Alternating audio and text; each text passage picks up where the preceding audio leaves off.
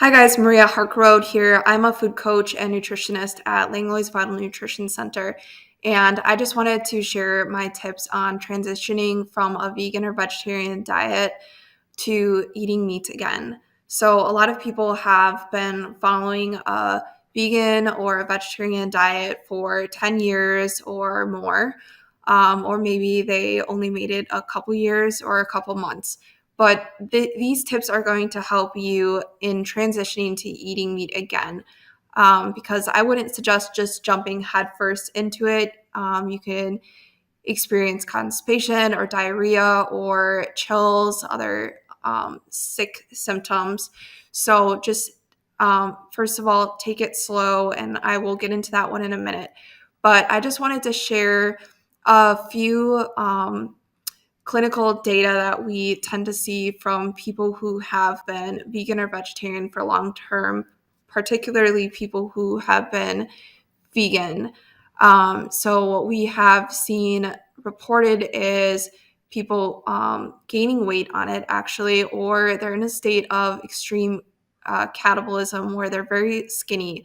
So they're either overweight without muscle, or they're very skinny without a lot of muscle.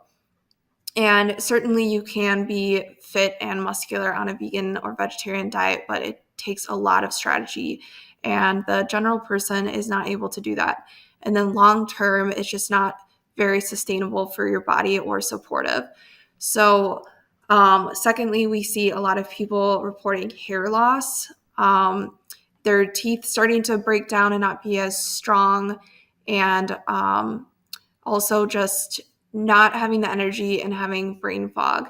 So we do really see that eating meat clinically or animal-based products has the healthiest result in hormones and energy and overall in our body.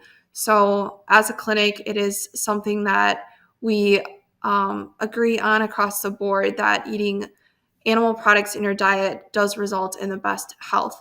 That does not mean to not also prioritize plant-based products. So let me get into this on tips for transitioning your body to be able to handle eating meat and animal-based products again.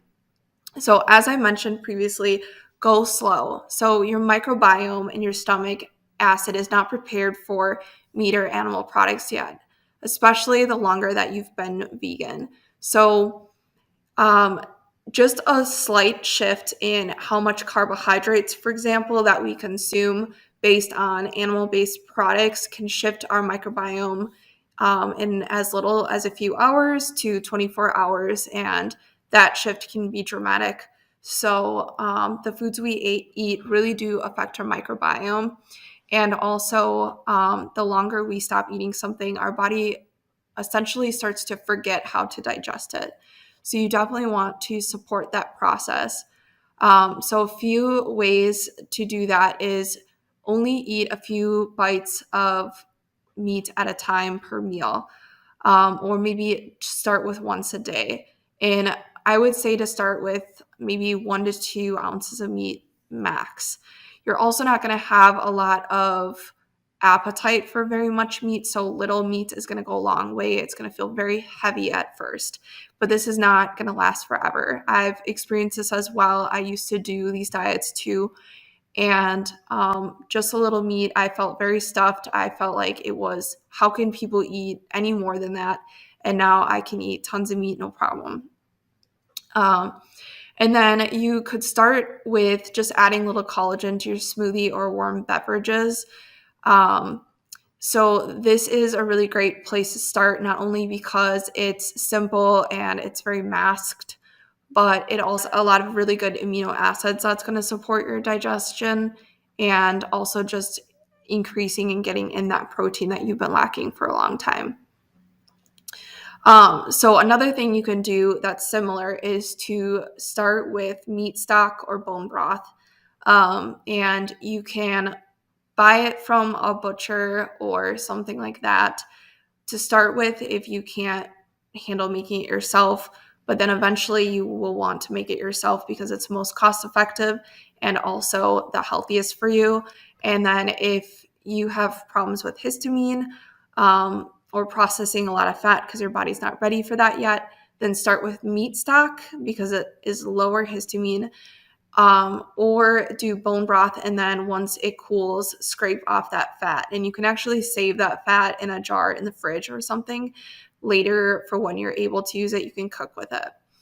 And then try eggs first, and then you can also try a little Greek yogurt, adding a dollop of that to something. And then you can introduce wild Alaskan seafood and then other meat. So that's the gentlest process. You don't have to do it that way. It's just a good suggestion for a gentle process. And then tip number 2 is to rebuild your stomach acid.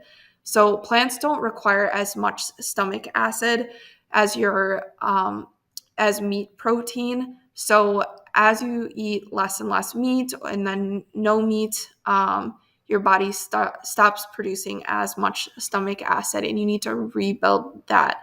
And then chances are, overall, if you've been eating a lot of raw vegetables and fruits as a really raw plant-based diet, then you're probably really alkaline in general, and you want to help to start acidifying your body a little bit more. So just to clarify, it's not good to be too alkaline and it's not good to be too acidic. You want to be somewhere in the middle. So if you measured by taking a sample of your pee and your saliva, you would want it at about a 6.4. So it's just slightly alkaline. Okay. And then a few other ways to start to rebuild up your stomach acid is to try doing about a tablespoon of apple cider vinegar right before your meal within 30 minutes or less. And then you can also try betaine hydrochloric acid tablets or capsules. And then also eating warm and warming foods. They tend to be more acidic. So things that are cooked, sweet potatoes, roasted squash, peppers, and blending foods, eating, like I said, more soups, boiled meats at first might be better. And then don't chew gum because this actually weakens your gastric juices because you're constantly chewing, and it's like this false reaction for your body to produce those gastric juices, where over time it's actually going to decrease it. And then make sure, this is super important, make sure you chew your food, and then when you think you chewed enough, chew some more. That's a really, really important rule, especially with meat, but overall with digestion. And then number 3, you're going to want to support your body or your gut to break down protein. And because animal products like meat have a lot more dense protein than things like beans and quinoa. So assisting your body to break down the protein by consuming proteolytic enzymes at each meal. And if you want suggestions from that, ask your practitioner. Otherwise, the simplest, cheapest way to start is just doing papaya enzymes. So those are proteolytic enzymes that specifically break down proteins. 4, if you want to support your bowels. So one of the top things that I hear from clients is that they can't process the meat, that it takes days to get through their system. So first of all, you want to follow all of the tips I already mentioned previously. Make sure you're already doing all of those. And then drink plenty of water between your meals, especially warm water, because your colon needs that water. Otherwise, it's not going to be able to move anything. Everything's going to dry out, bulk up, and not move anywhere. So in general, that's a tip for constipation, regardless if you're a plant-based eater or a meat eater. And then keep eating lots of fiber. You don't want to stop eating your plant-based meals and fiber. You need that fiber to assist your bowels into bulking and moving poop out. But to pair that with the previous one, the more fiber you eat, the more water you need to drink, because otherwise, if you're just bulking it and not hydrating, again, it's not going to move anywhere. And then keep get moving, because if you're sitting a lot, nothing's going to move. And generally, people now are chronic sitters, and sitting is the new smoking. So make sure you're moving so that everything in your digestive tract can move as well. And then if you're laying down in bed, you can put a little castor oil on with a warm pack, or just um, massage your stomach so you're actually going to go up from your right side up, then across, and then down your left side. And that's going to help move anything that's stuck in there as well. You can do that also when you're sitting on the toilet. Or another tip when you're sitting on the toilet is if you rub the sides of your kneecap or your pinky toe. These are acupressure points that helps stimulate peristalsis. So those are some tips in getting your bowels moving. And then also take magnesium citrate. It helps with bowel peristalsis as well. And if you don't know what peristalsis means, it's the muscle contraction in the colon to help move out the poop. So number 5, source meat locally from small farms, grass-fed, and pasture-raised. So sourcing really does matter, especially to most vegans usually. There's the complaint about wanting to be ethical and good to the environment. So sourcing local is a good way to be ethical when consuming meat again, because you're supporting these small farms who are caring for their cattle and their chickens and other animals. They're living a good life. They're fed good organic foods, anti-inflammatory diet, and they're not treated harshly. So that is most important. And it also is going to make the meat more lean if they're grazing on grass and grubs and things like that. So it's going to be less inflammatory and lower in omega-6. So it's actually going to prevent that raise of blood pressure and cholesterol. So sourcing local meats that are grass-fed, pasture-raised, will not impact your blood pressure and cholesterol like doing factory farmed conventional meats. Also, I just wanted to mention how in the Bible, some people will use how Adam and Eve at the beginning, they did not eat meat. We started on a vegan diet, but things changed and we had the fall. And because of the fall, there became the cycle of life and the food chain. And that is just part of the process. It's a part of original sin. And even Jesus ate meat. So it's not a sin to eat meat. And then one way too is to honor what you're eating, honor that animal, honor what God gave you by blessing your food and thanking it.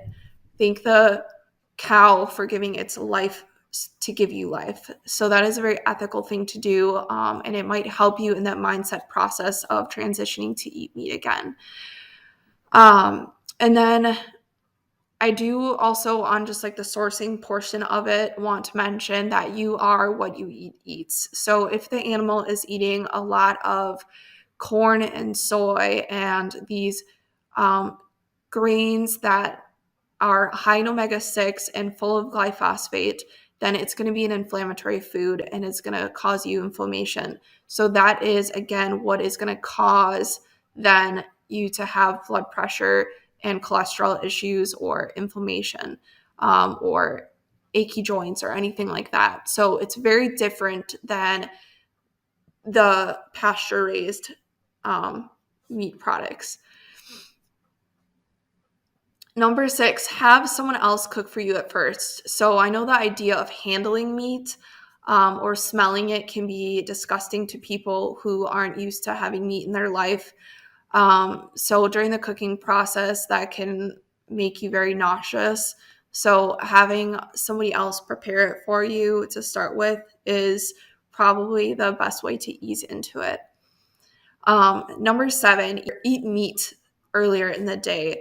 So meat does take a longer amount of time to process through your stomach.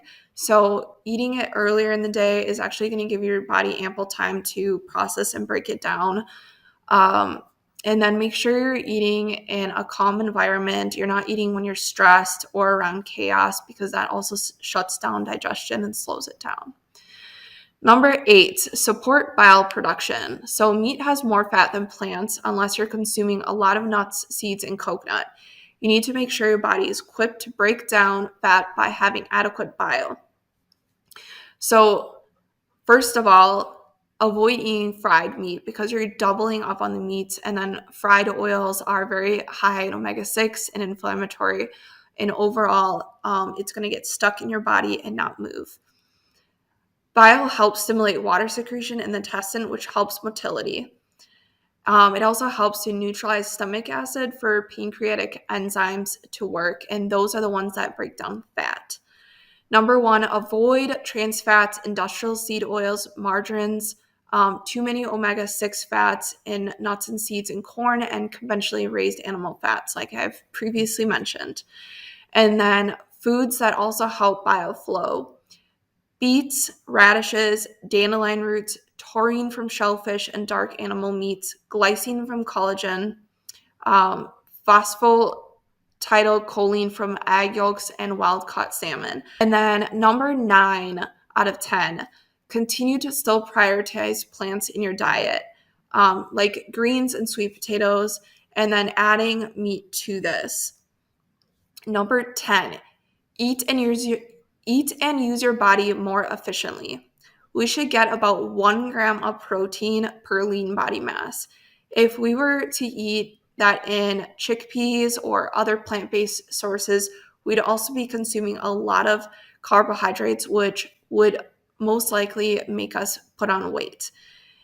Enjoy being able to hit your targets, eating less, and enjoying the energy boost that comes with it, so you can start lifting weights again. Not only will it give you the motivation and confidence back, but as you provide your body with adequate protein, you will slowly come out of the catabolic state and be able to see the shift in your muscle.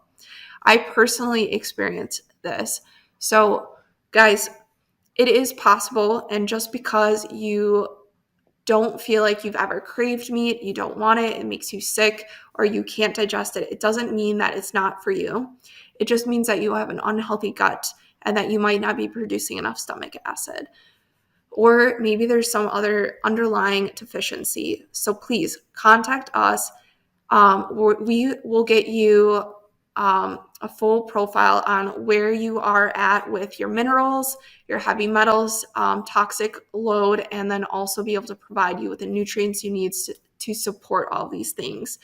And then work with me with food coaching, and I can further assist you on planning and structurizing your meals so that you get adequate protein, macronutrients, and overall feel satiated, energetic, and be able to slay your day and take care of your families. Thank you for watching and being patient through this whole video. I'll see you guys in the next one.